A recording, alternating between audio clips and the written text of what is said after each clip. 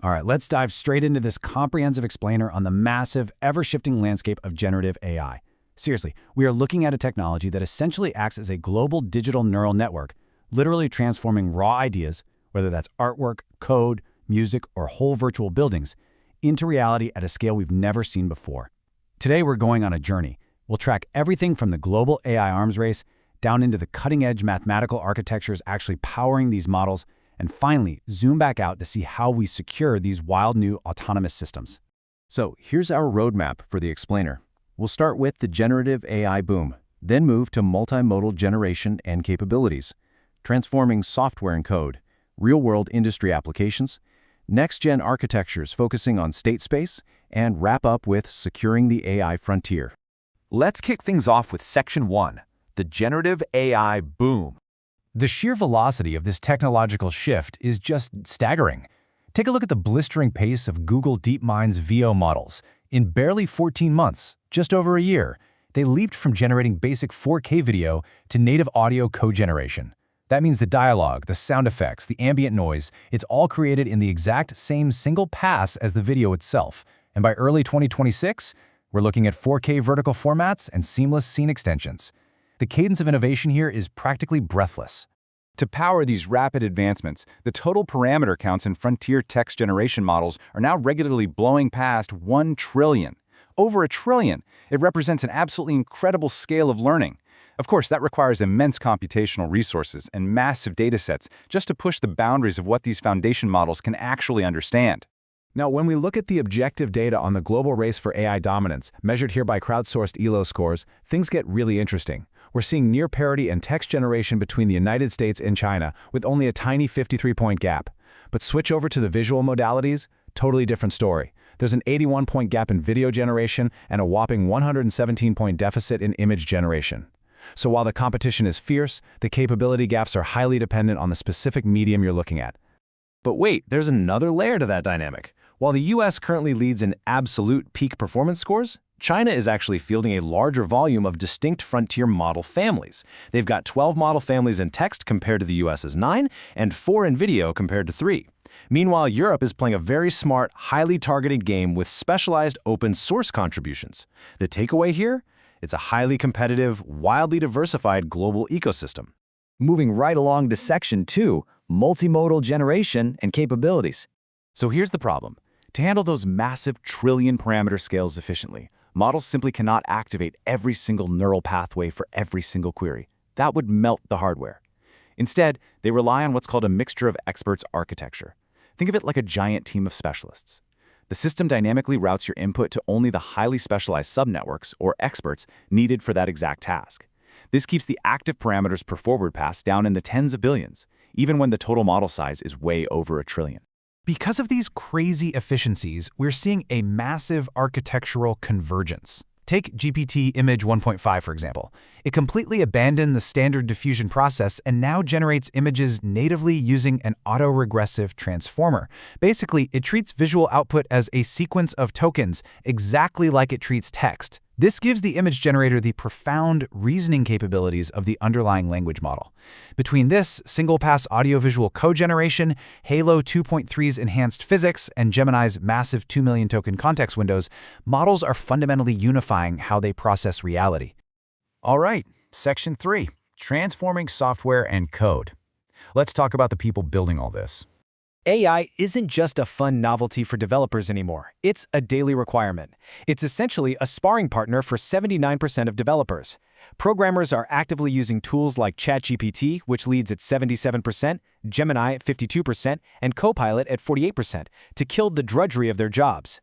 We're talking handling boilerplate code, explaining dusty legacy systems, and automatically generating testing frameworks so human engineers can actually focus on the hard stuff.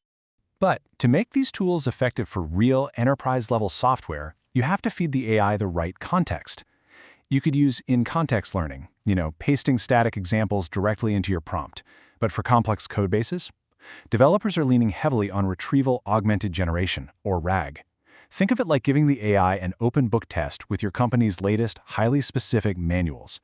RAG dynamically fetches the most up-to-date documentation and code snippets right before the AI generates its answer, making the output incredibly accurate and tailored.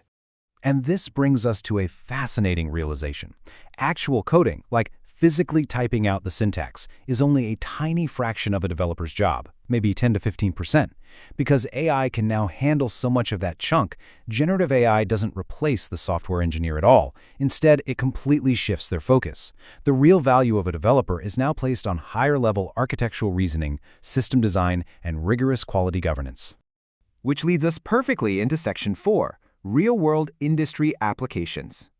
Outside of pure tech, by deploying large language models capable of nuanced, human-like, multi-turn interactions, enterprises globally are seeing a staggering 40% reduction in average customer service response times. And we aren't talking about those clunky, frustrating chatbots from 2018.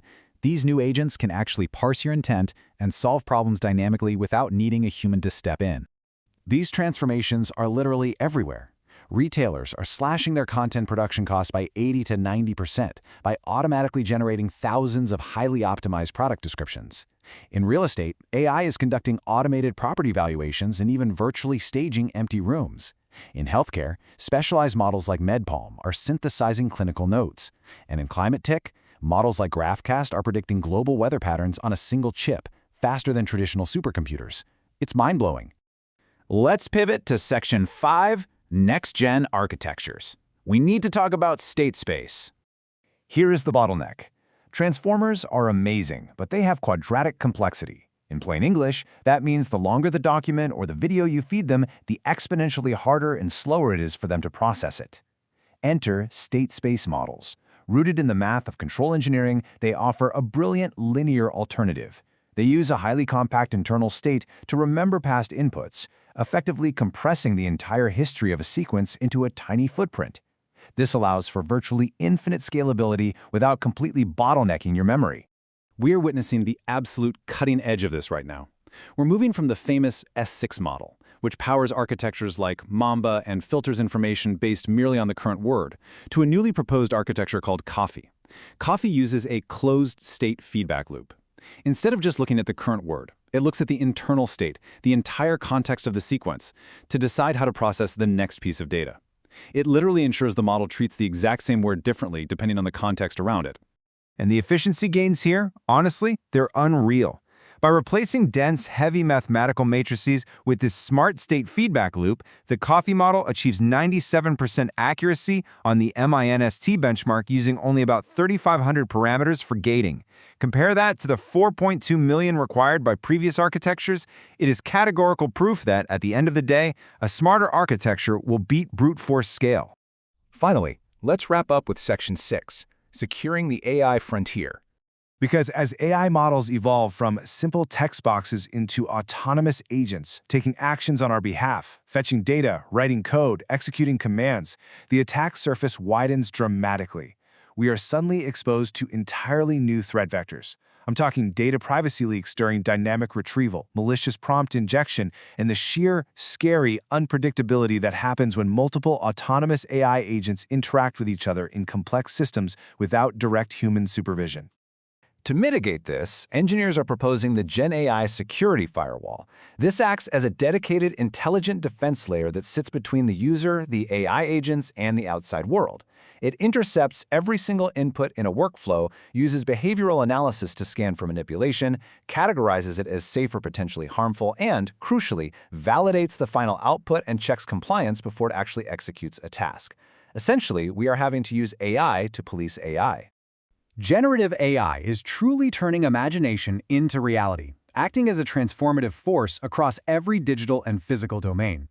But as we stand at the threshold of this totally new era, we're left with one vital thought to ponder.